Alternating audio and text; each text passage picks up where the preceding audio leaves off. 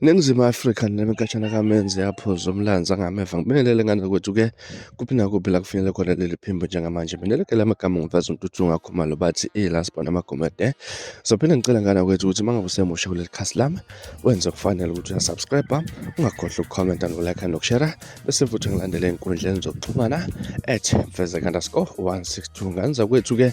niyazi udaba esilokhu sikhulume ngalo kusukela izolo udaba oluthinta owesifazane wasinanda okhulume kabi ngosilisa laphana-ke ohlala laphana-ke endaweni eBhishi la siphilisa khona-ke ngokudweba ngokwenza i-art ingomhlabathi wasolwandle-ke udaba kuthiwa-ke luqale la wesifazane akhahlele khona i-art enziwe yilo wesilisa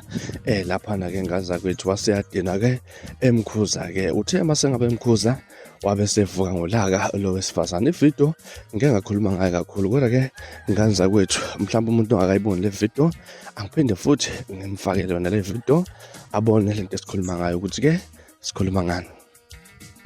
Sephi nawe nayo injabu fokof nawe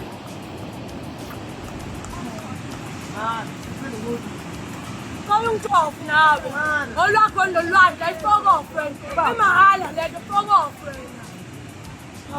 nayo injabu uyakhuluma ngolwandle ngalona lwakho ubaba bakhe abasebenzanga uma wakho nobaba bakhe abasebenzanga that's why ulapho obaba bakhe noma bakhe abanalutho that's why ulapho efokof fokof la uyaphi msangayiphithi uyaphikani uthi msangahamba phezu kwayo uyaphika ngithi utho uyaphikani nayo injabu ekhaya kusekho Inasihluleki bo ngoba ihluleki ingakho uzobhujana namanzi ingakho uzobhujana nomhlabathi umhlabathi engawona wakho nayo injabu khulumela umhlabathi engawona wakho sola umsebenzi baba sola umsebenzi uyake ihlabathi kuseki kahle basolwandle kuseki okof futhi mothana nayo injabu bakhulumela ulwandle Ayijabo efana amabhelu uqalekile yini uqalekile noma ufuna mina woza la ayifoko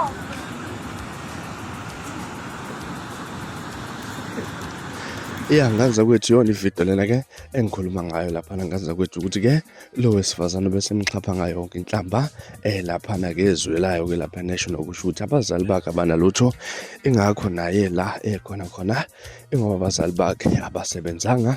Kubuhlungu kakhulu enganza kwethu kuzwele kakhulu kubantu abaningi baseNingizimu Afrika sibonile kuphuma donations laphana baphuma ngezenkano obusisi nobhuti bomxhasa abanye bamupha ukudla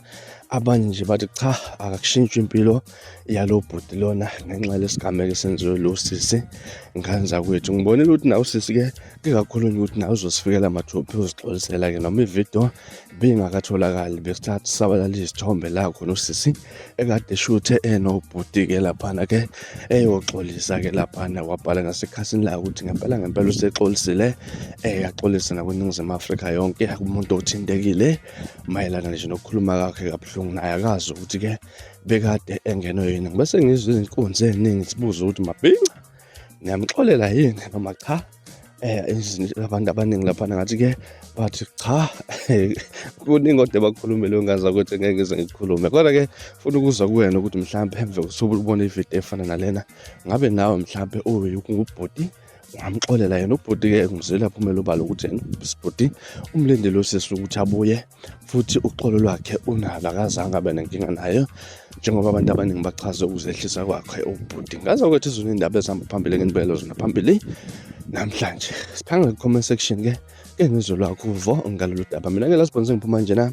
ngiyabuya ngezilandela khona isiphathe kahle nibe nosuku lomnandi. Bye bye, ngithanda khona.